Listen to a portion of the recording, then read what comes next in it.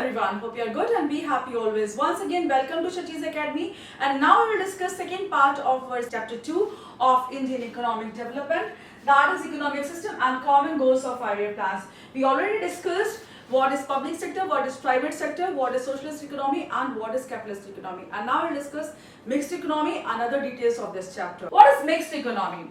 Mixed economy, in this type of economy, both government and private players have control over resources. Mixed. You can see this topic mixed. That means mixture of something. Here the mixture of economic systems is mixed economy. We have two major economic systems, that is your capitalist economy and socialist economy. When we mix socialist economy and capitalist economy into one, it becomes mixed economy. So the countries like India operate their economies or their countries on the basis of mixed economy.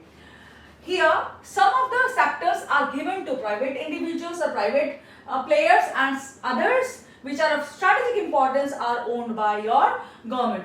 Products which do not have much importance, such as soaps, detergents, vehicles, cars, scooters, etc., and other items of daily use of people which do not have strategic importance are given to private sector. That means the private sector does not operate or does not produce goods for defense, for atomic energy, etc., and it just looks after the commodities which sell in the market at higher margin and they can earn higher profits, and they cannot intervene in law and order situation or defense of the nation, so that they do not cause any harm to the nation. So these things are given to private sector. Sectors which are more important for countries, such as defense, railways, coal mines, minerals, etc., or which do not lead to more profits, are taken up by public sector. For example, India, France and England follow mixed economy, and in these types of economy, these resources are owned by public sector.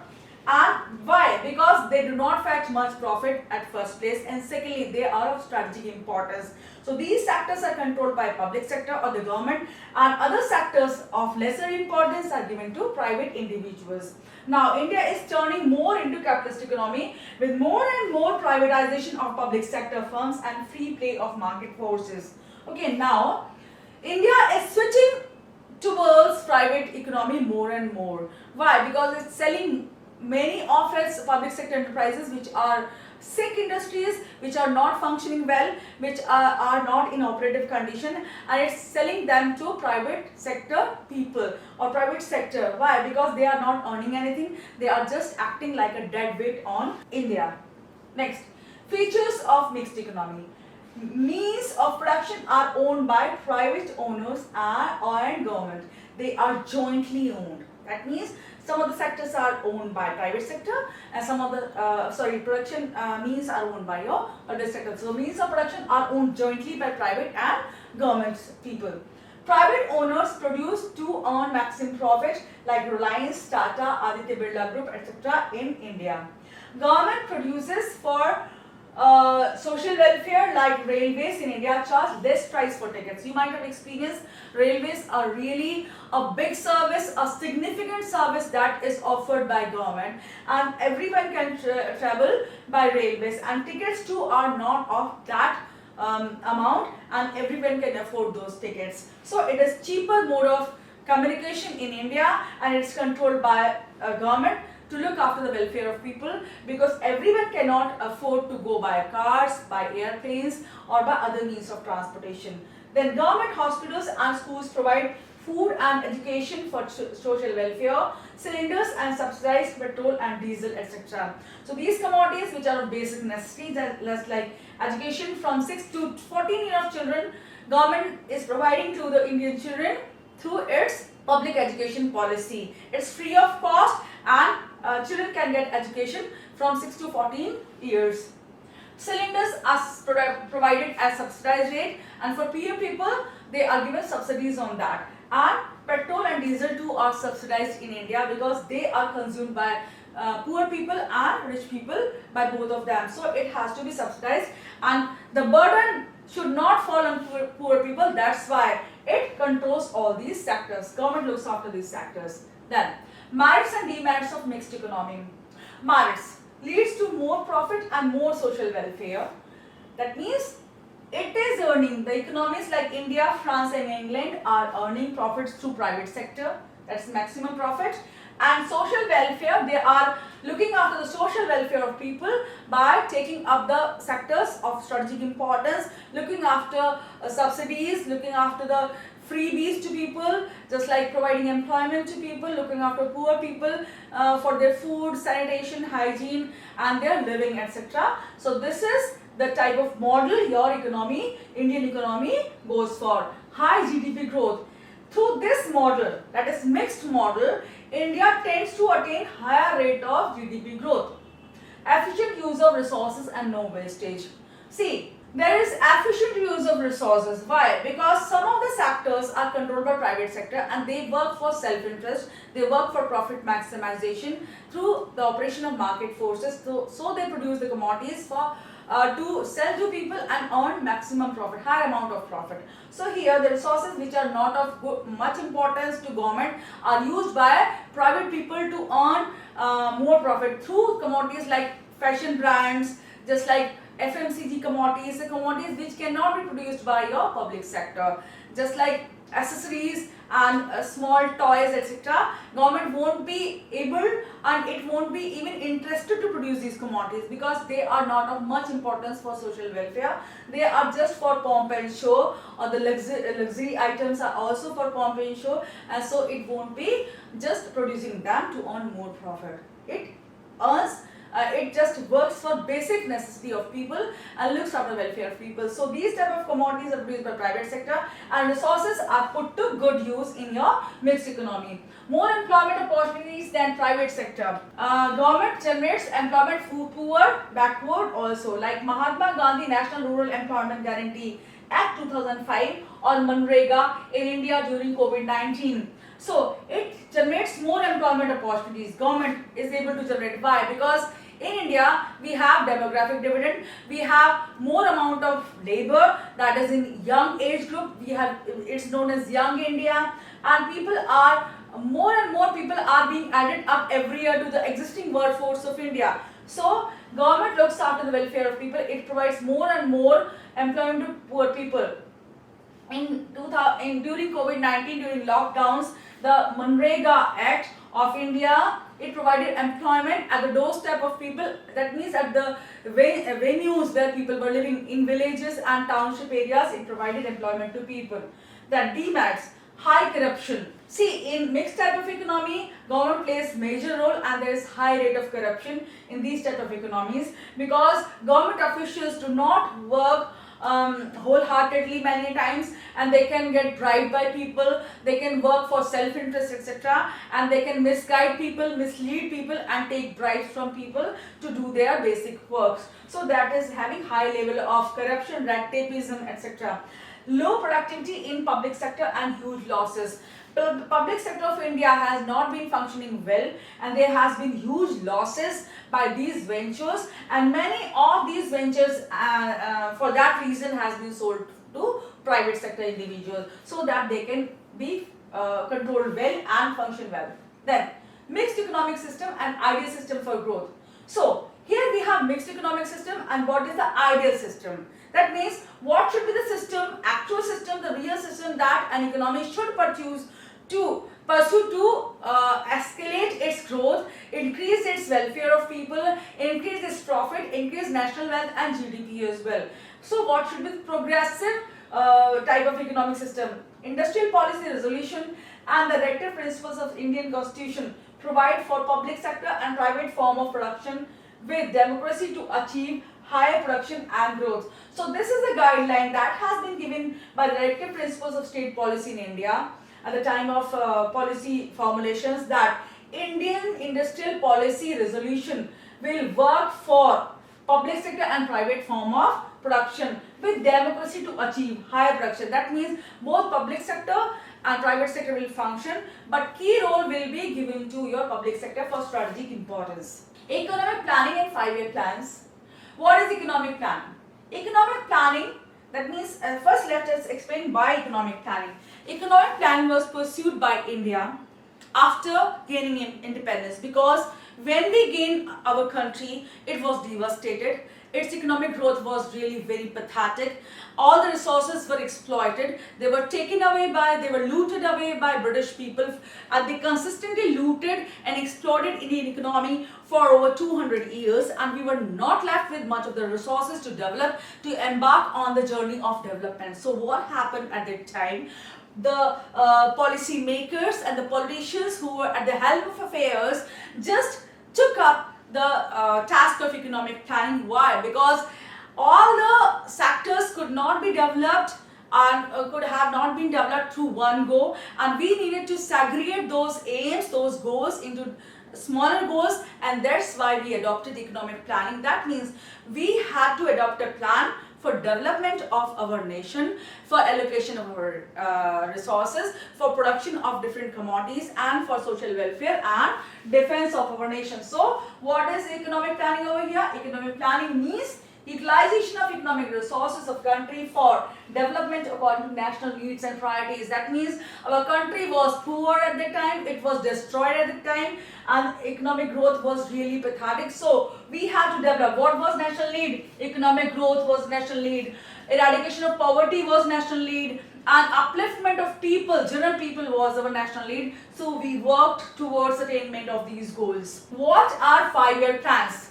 So 5-year plans were national economic programs which were for the tenure of 5 years. That means we divided our goals, long-term goals, in small tenures of 5 years that we named as 5-year plans. And in those plans, we took long-term goals, we divided them into short-term goals and pursued during those 5-year plans. So it is a centralized national economic program for national economic development in a stepwise manner. So our economic development needed to be attained through stepwise manner, and economic 5-year plans were the step towards that.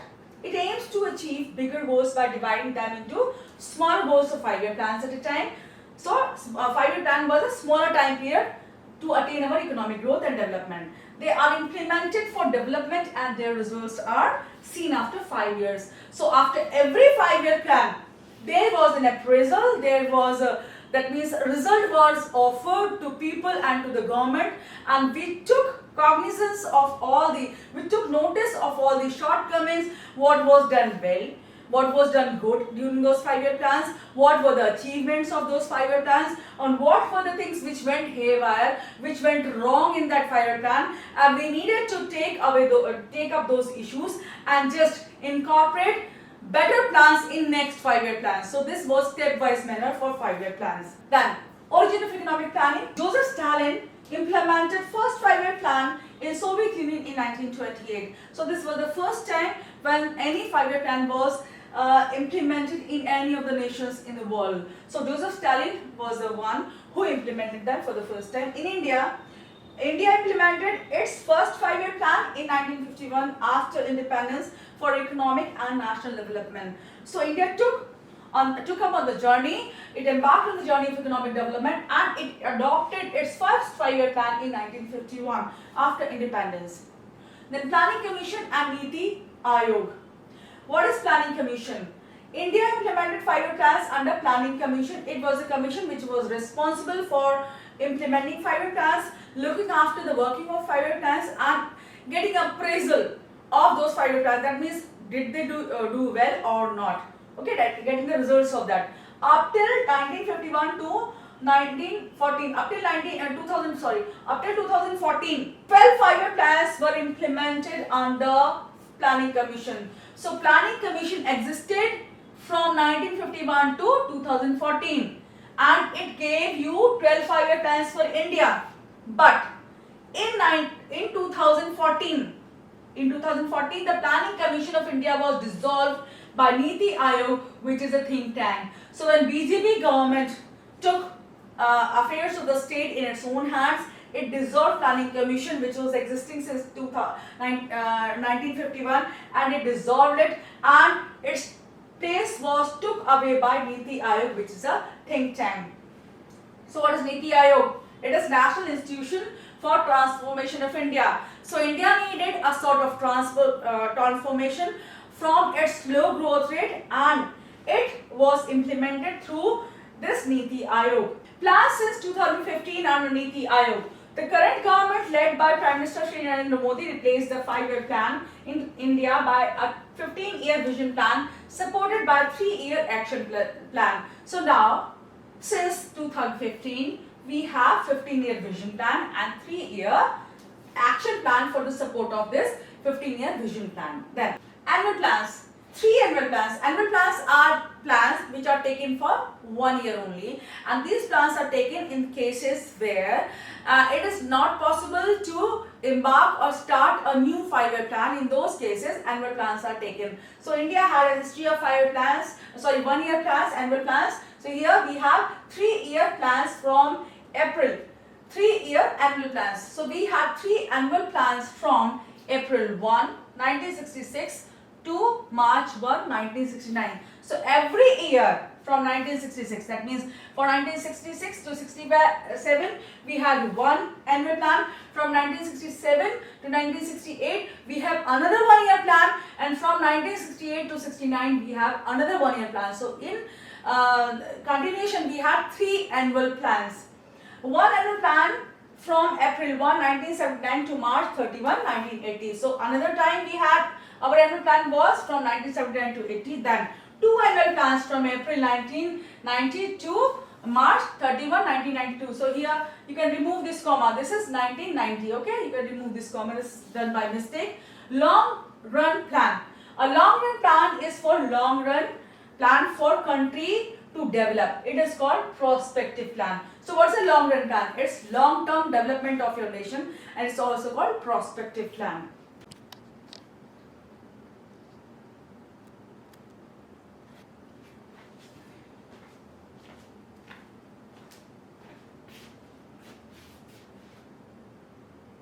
Economic planning and goals of planning. What is economic planning? Economic planning is a system with set of goals and targets with policies and programs to achieve those targets in fixed time period. So we try to develop in a stepwise manner, and for that we adopted economic planning. Goals of planning. Goals of 5-year plans are common to all 5-year plans. They are called common goals of 5-year plans or objectives of planning.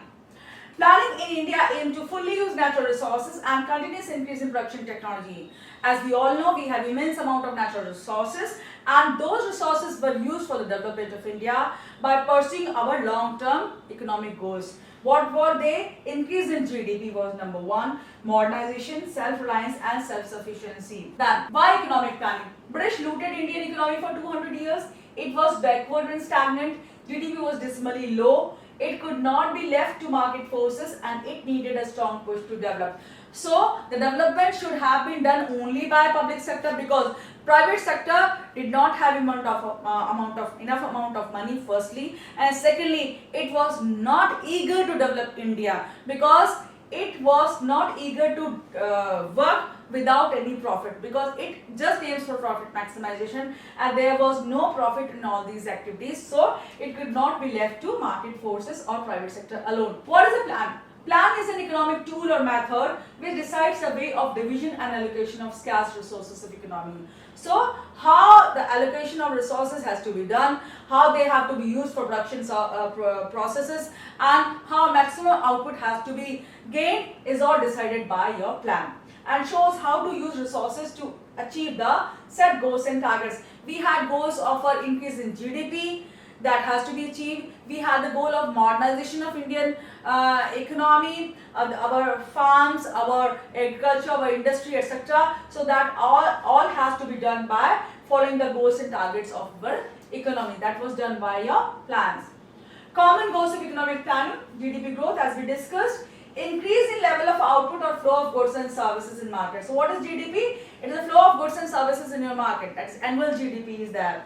Then economic growth. When there is consistent, regular growth in flow of goods and services for a long period, it is called economic growth. So we all know what is economic growth. Okay, that is consistent GDP increase for a long period of time is your economic growth. GDP is annual turnover of goods and services in economy, and when it is done year after year for a consistently long period of time, it becomes economic growth. Take for example, if an economy develops for 1 year, then for second year also, but it falls back at the same level, at a lower level, it is not economic growth. Your economy has to consistently develop. It has to increase its GDP consistently for at least 5 to 6 years, then that is known as your economic growth. Increase in GDP growth depends on, number one, increase in resource base of country. So, if you have good amount of natural resources, raw material, labor, capital, etc., your country can develop. And we all have natural resources, we all have raw material and labor, but we don't have, still we don't have even enough amount of plant, machinery or capital, you can say. We don't have much amount of finance, and that's why India is still lagging behind other advanced nations. Increase in productivity, increase in output per unit of input. That means more production of goods with less means of production. What is increase in productivity? That is when you invest lesser amount of inputs or raw material and you get more amount of production, that is your increase in productivity. Or otherwise, if you invest more amount of commodities or raw material or labor, etc., and you gain very less amount of production, that is your decrease in productivity. Structural composition and structural change. What is structural composition? That means what is the percentage of people who are engaged in industries, who are engaged in your agricultural sector, and who are engaged in your banking and communication, etc. services. So that is structural composition. Here the contribution of different sectors, agriculture, industry and services sector is called structural composition. This is definition. You can understand. With development of country, contribution of each sector changes, which is called structural change. So what is structural composition? That is composition of all the contribution of all your sectors. But what is structural change? With development, when the contribution of different sectors changes, it is called structural change. With development of country, share of agriculture decreases and industry and services increase. Just like happened in other advanced nations, when they developed, their industries developed, more and more people just went for industrial sector, they got employment in industries, and their agricultural sector did not contribute as much or to the tune of your industries. So the industries gained prominence after development and agriculture took a back seat. This is called development, and due to that people went away from agriculture and got engaged in industry. This is called structural change. Okay. Then, for example, in 2022, agriculture and allied services in India contributed 17.8% in GDP of India. Industrial sector contributed 25.8% and services sector contributes 56.4% in your GDP. That means India is developing at a fast pace because share of industrial contribution is increasing and that of agriculture sector is decreasing day by day. Then modernization and employment generation. Modernization process of updating and adoption of modern technology in growth processes, for example, green revolution, IT revolution, BPOs, KPOs, etc. We all know them. That is business process outsourcing, this is knowledge process outsourcing, and this is intellectual process outsourcing. That means here you sell your services to people, just like telecalling for different ventures that happens in your call centers in India, that's like in Noida and Gurgaon. In KPOs, knowledge process outsourcing is teaching, etc. to people. Then IPOs, that is intellectual process outsourcing. You make models, you do inventions, innovations, etc. and you sell them. That is your IPOs.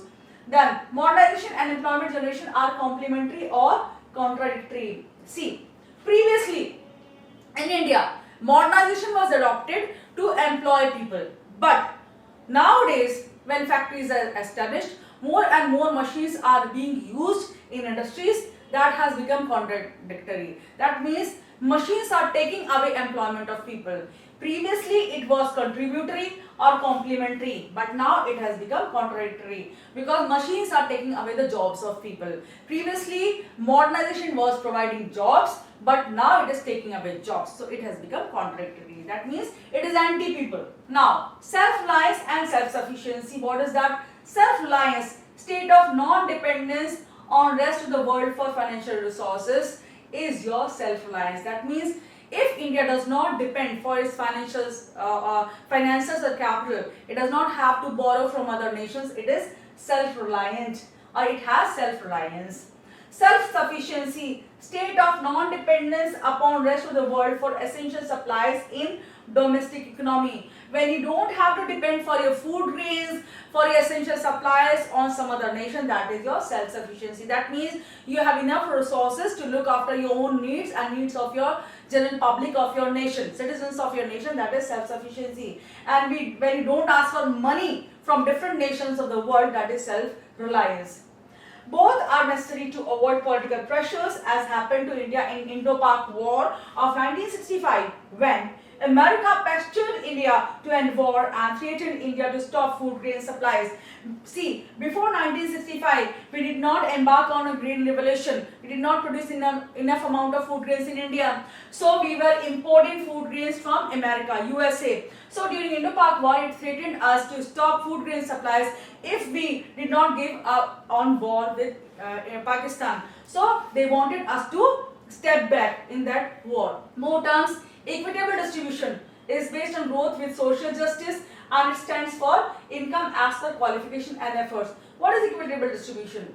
When you get employment and you get the earning through the employment, that is just in commensuration with your qualifications. For example, if you are a doctor, you have devoted so many years for your studies and now you are earning well. That is equitable distribution. And a peon who has not devoted that amount of energy, that amount of effort, or that amount of money in his education and other training, etc., he is getting lesser amount of money from a lesser amount of salary than a doctor. So here, what is happening?